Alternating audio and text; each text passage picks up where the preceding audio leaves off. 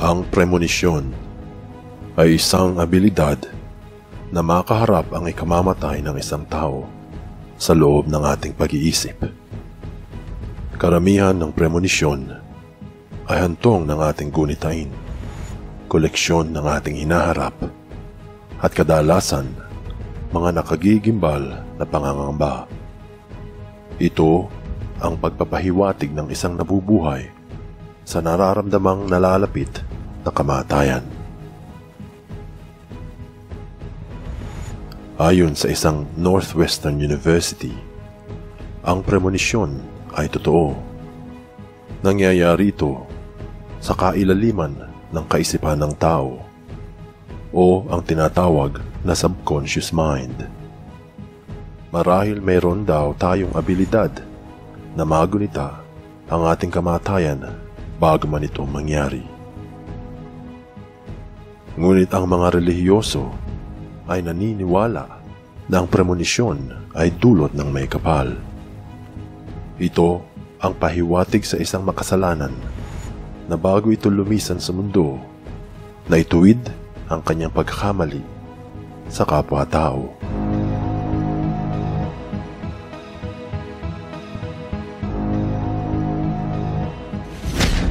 Ang popular na 80s na actress na si Isabel Granada na pumanaw noong November 6 sa Qatar.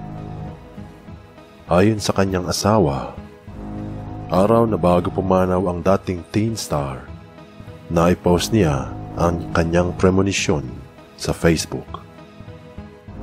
Isang tagahanga ni Isabel ang nakabasa nito at nagsabi na ang aktres ay inimbitahan na sa langit.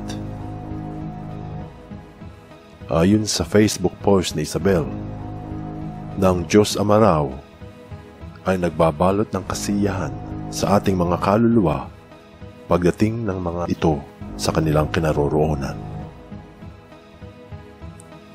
Marahil alam ng aktres na malapit na ang kanyang pagpanaw at ito ang kanyang mensahe para sa atin na nananatili pa sa mundong ibabaw.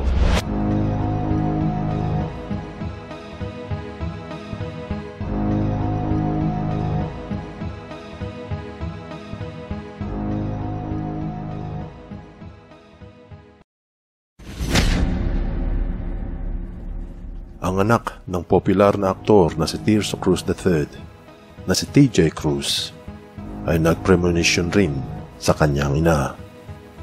Ito ay pumanaw sa sakit na cancer noong Nobyembre 2018. Ang huling litrato na hiniling ng self-confessed mama's boy ay na-post sa Instagram. Pinatingin muna niya ang kanyang ina sa langit bago ito malitratuhan. Ang premonisyon ni TJ sa nalalapit niyang pagpawi ay walang iba kung hindi nais niya na malaman ng kanyang ina ang nalalapit niyang paghantong sa kalangitan. Marahil nararamdaman na ni TJ ang imbitasyon sa kanya ng may kapal.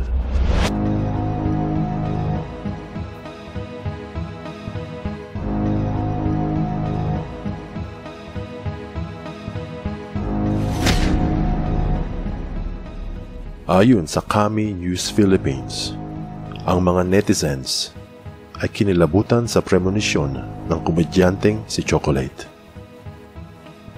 Sa kanyang huling performance sa probinsya ng Abra, binanggit ni Chocolate ang kanyang premonisyon.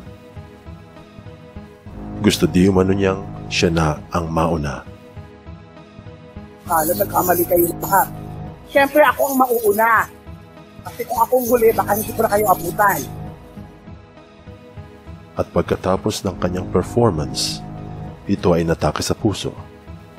Pagbabalang sa entablado. Marami ang naniniwala na habang ang komedyante ay kumakanta sa harap ng libo-libong fans, ito ay nagpremonition ng kanyang malalapit na pagpanaw. Marahil ito ang kanyang paraan ng pagpapaalam sa kanyang mga tagahanga.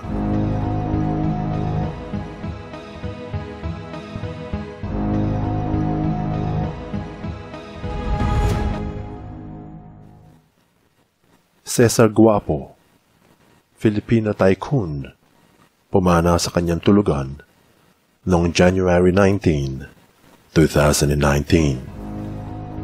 Sa araw ng kanyang birthday celebration sa Bel Air Clubhouse sa Makati, kung saan ang tema ay kulay itim.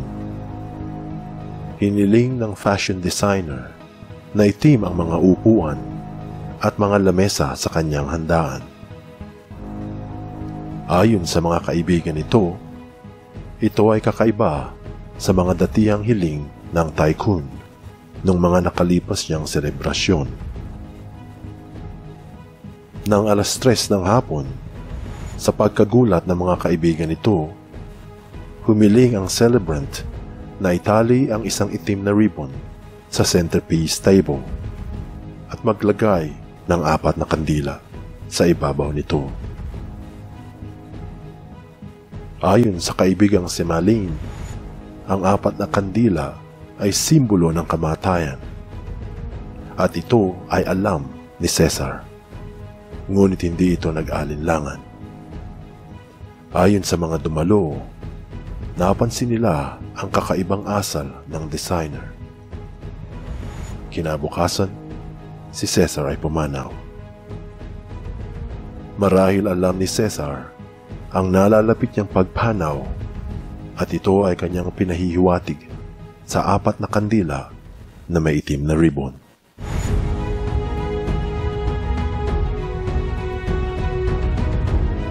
Ayon kay Nora Caron, isang master sa degree ng panitikan sa Renaissance na Ingles, ang punto kung mayroon kang premonisyon o hindi ay upang makita kung ang Diyos o ang lumikha o anumang pinaniniwalaan ay ang nagbigay sa iyo ng isang regalo sa buhay.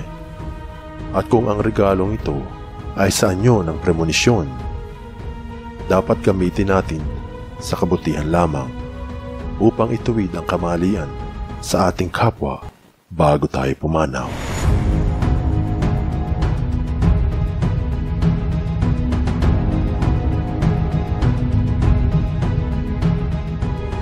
Totoo ba na nararamdaman nila Isabel, TJ, Chocolate at ng tycoon na si Cesar ang kanilang nalalapit na kamatayan? Totoo ba